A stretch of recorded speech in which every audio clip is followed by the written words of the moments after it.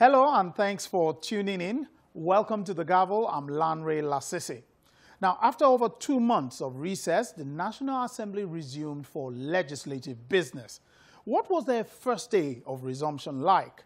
What issues did they address this week?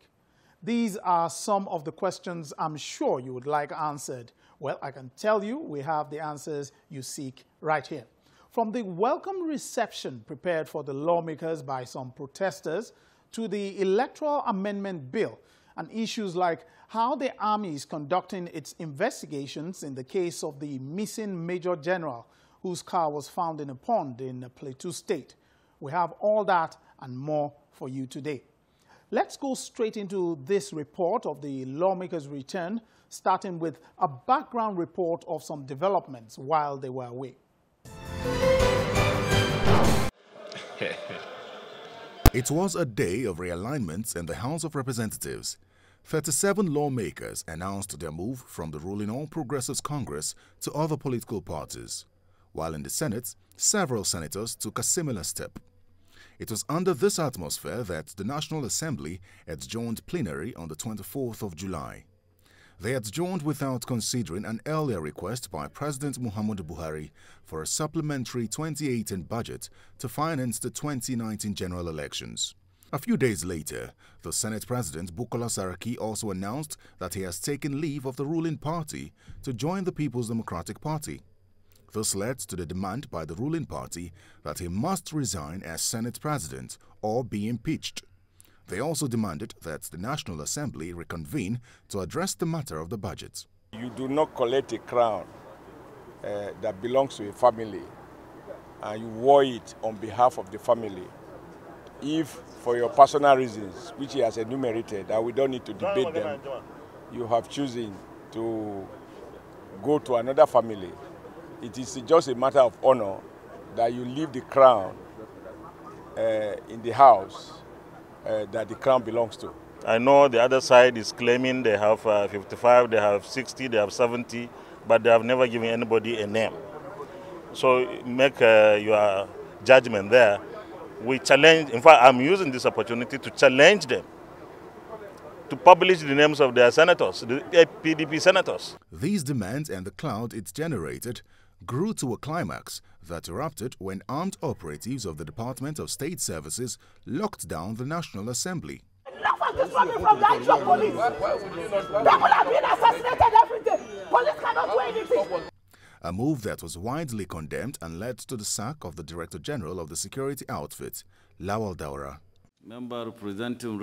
Eventually, the Joint National Assembly Committee on Electoral Matters had several meetings with officials of the Independent National Electoral Commission on the budget. The committee is suggesting to the leadership of the National Assembly, the Committee on Appropriation, to source the funding of this budget through virement from other service-wide votes under the Special Intervention Program recurrent to ease the consideration and avoid increase in the size of the 2018 expenditure framework. The committee also met to reconsider the amendment of the Electoral Act, which the President had declined assent to. These and other issues were pending, awaiting the planned resumption of the Assembly on the 25th of September. The National Assembly, however, moved its resumption to the 9th of October to allow members focus on their party primaries. With their return now, the question on the minds of some people will be how soon these issues will be addressed.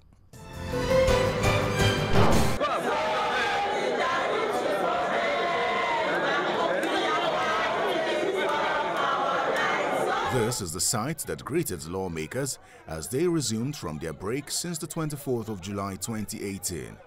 Some staff of the National Assembly protesting alleged non-payment of their wages. In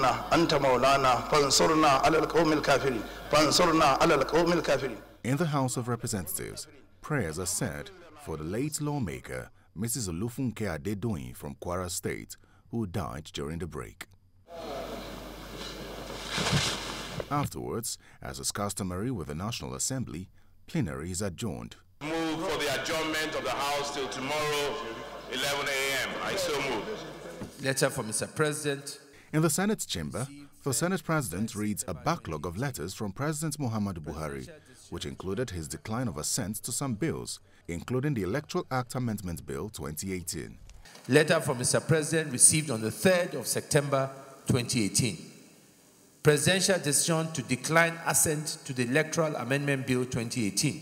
Pursuant to Section 58(4) of the Constitution of the Federal Republic of Nigeria, I hereby convey to the Senate my decision on 30th of August 2018 to decline presidential assent to the Electoral Amendment Bill 2018 recently passed by the National Assembly. I am declining assent to the Electoral Amendment Bill due to some drafting issues that remain unaddressed following the previous revisions to the bill. I invite the distinguished Senate to address these issues as quickly as possible so that I may grant President assent to the Electoral Amendment Bill. The outstanding issues are as follows. 1. There is a cross-referencing error in the proposed amendment to Section 18 of this bill. The appropriate amendment is to substitute the existing subsection 2 with the proposed subsection 1A, while the proposed subsection 1B is the new subsection 2A. B.